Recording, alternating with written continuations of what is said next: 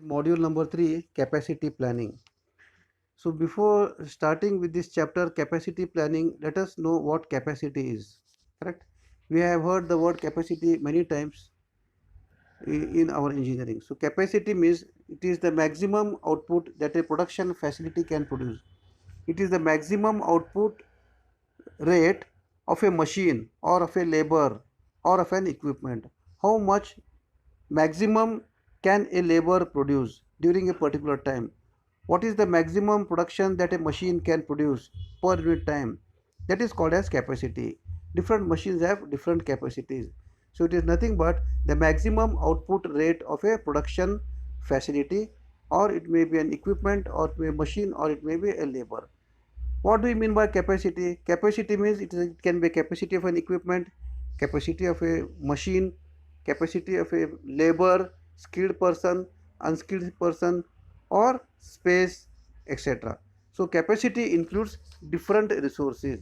So capacity planning means nothing but planning about resources.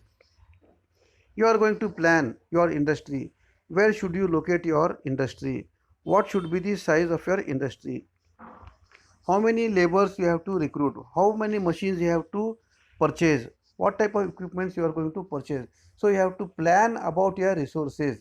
This planning is called as capacity planning. So what are the basic questions in capacity planning?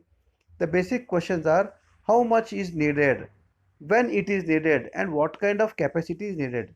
So these things are done by using a technique called as forecasting technique, which we have already studied. So forecasting is nothing but a scientific prediction of the future. This is called as forecasting. So using the forecasting techniques, we plan our capacity for different resources. Thus, I can define capacity planning as the process of establishing the output rate that may be needed at a facility. Process of establishing the output rate that may be needed at a facility. Why we should plan these capacities? What is the necessity of planning the capacity? Just see the screen here.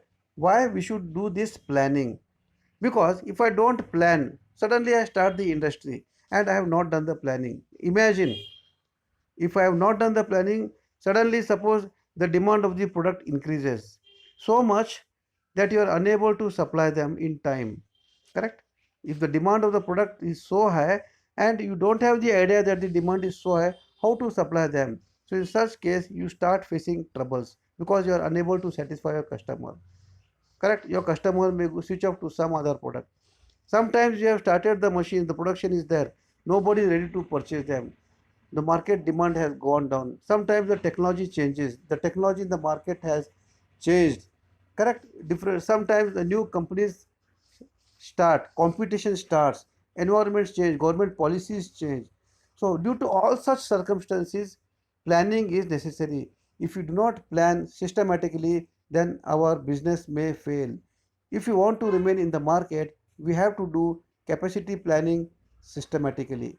What are the importances of capacity decisions? Now let us see what is the importance of capacity decisions. Means why we have to do these capacity decisions. If you see the first line, it impacts the ability to meet the future demands. As I said just now, it impacts the ability to meet the future demand. The future demands fluctuate. If I don't do the decisions, if I don't take the decisions correctly, our future demands may fluctuate. It may affect our business. And if these things happen, then it may also affect our operating costs. Correct? If I plan systematically, then I'll come to know how much should my initial investment should be. What should be the size of the land, what should be the equipment I should purchase. So initial investment, what should be our fixed cost. So the most important thing is the third point, measure determinant of initial costs. If I plan correctly, if I take the decision of the capacity correctly, then I can plan for my initial cost. I can maintain, I can control my operating cost. If you see point number 4, involves long-term commitment. Long-term commitment. Whether I am planning my industry for a future long-term 50 years, 70 years, 40 years, or my business is short. Depending upon this, my decision is there. My planning is there. So what term, whether you are planning for a long term business or a short term, what is your commitment, correct? So this decision you have to take, it affects our competitiveness. If you, it will, if I have, if my capacity is, decision is correct, then I may not be affected by the competition from the market. It affects the ease of management. Managing becomes easily if we plan systematically. Otherwise, because of the fluctuations in the market, the management may get huge pressures, correct? Some capacity examples are shown here. A car manufacturer, labor hours, cars per shift. Here, what is the input? Labor hours. Labor hour, machine hour, equipment hours, raw materials. All these are inputs. What is the output? Cars per shift. It is a measure of how many cars they produce per shift. It is the capacity. Correct? If in a hospital, if you see the example, available beds, inputs, beds are the inputs. What is the output? Patients per month. Correct? This is the output. So input and output for the business is shown here. Retail store. What is the retail store? A kirana shop or a mart, I can say. So inputs are floor space. What is the output? Revenue per foot. So these are some capacity examples are there. So next important part is capacity terminology. So this question is very important. Capacity terminology. Three types of capacities are there. One is the design capacity. Second, effective or system capacity. Third is actual output. What is design capacity? Design capacity is the capacity that we have designed on the paper. It is a theoretical capacity of our factory. This I have calculated. This should be my level of output. So this is the maximum theoretical output of our system. It is called as design capacity and it is expressed as rate under ideal conditions. Okay. Next one. What is effective capacity or system capacity? System capacity. System is an equipment or a machine or a person, etc. What is effective capacity? It is the ability of a system, it might be a machine, equipment or labor, to produce per unit time. How much it can produce per unit time? I have planned the design capacity is the maximum I have planned. But actually system, if under normal operating conditions I am able to utilize my equipment to a full extent, how much can I produce?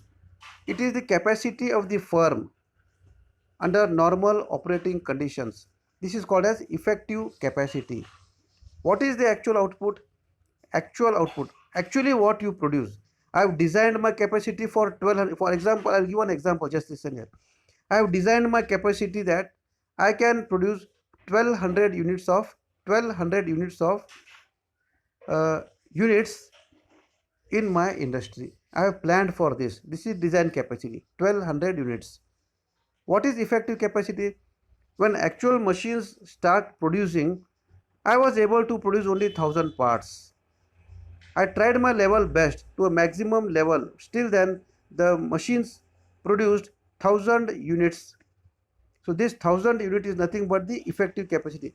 Operating under normal conditions without any problem to the maximum level, I produced 1000 units. This is called as effective capacity. Correct? What is actual? Actual capacity is the actual output. There may be certain problems, there may be certain breakdowns, labor problem, machine problem. What is the actual? The actual, the machine that has produced. What is the actual rate production of the machine or the facility? So there are three types of capacities. Design capacity, which is designed on the paper. Effective capacity means under ideal conditions what a machine can produce, that is called as effective capacity. What is the actual output? Actually what the machine has produced. It may be short, it may be less than effective capacity. Actual output is less than effective capacity and effective capacity is less than design capacity. Design capacity is the maximum, actual output is the minimum. Correct? If you see the formula here, difference between utilization and efficiency. Utilization is nothing but actual output divided by design capacity. Correct? What is efficiency of a machine? Actual output divided by effective capacity. Correct? How to calculate that? One example is shown here that you see. Okay. What are the factors? What are the determinants of effective capacity? What are the determinants of an effective capacity? Several factors are there. First, facilities. Your capacity will be effective if you decide your size, location, layout of your factory systematically. It should be having proper ventilation, it should be having proper lighting, the size should be, the plant layout should be spaced, correct. Second one, product and service factors, similarity of products, correct. The layout should be systematic. The third determinant is process factors, means what is the productivity, what is the quality, these are all the processing factors. What are the human factors? Next one, human factors, what type of trained laborers you have recruited, how many skilled unskilled laborers you have recruited, whether you have taken experienced people or low experienced people, are you giving any motivation for them, correct. These are all the human factors. What are the policies, whether you are going to adopt overtime, whether you are going to use one shift, two shift, three shift or regular shift, what is your policy. Next, what are the operational factors, scheduling problems, purchasing requirements, inventory shortages, correct. These are the operational factors. Next one, supply chain factors, and the supply chain factors come the warehousing, transportation and distribution, whether you are having warehouses, where the warehouses are located, what transportation system you are adopting, all these things are very important. Other than this, what are the external factors, what are the government agencies that affect you, what are the government policies, how much tax you are going to pay, correct. What are the pollution norms, other, whether we are following the pollution norms or not, all these external factors are affecting the capacity. So determinants of effective capacity means factors affecting effective capacity. If these factors or the determinants vary, your capacity varies. So these are the determinants of an effective capacity, correct. What is capacity planning process? What is the process? How you should plan? First, you do the forecasting. Whenever you want to do the capacity planning, you have to do a detailed forecast using a good technique. What will be the market demand of your product? Where is the market for your product? How much should you produce? So detailed forecasting has to be studied, and then you have to prepare your capacity on paper. Rated capacity means design capacity, you prepare the capacity on the paper. A theoretical capacity plan is ready. As soon as the rated capacity is ready, you start to prepare for the needed capacity. So once the paper is ready, then for the time being you plan. Now I have planned for 1200 units per day, but now initially I will start with 400 or 500 or 600 units capacity. This much I need presently. At the most I can go for 1200, but today I will start with 800 units production capacity.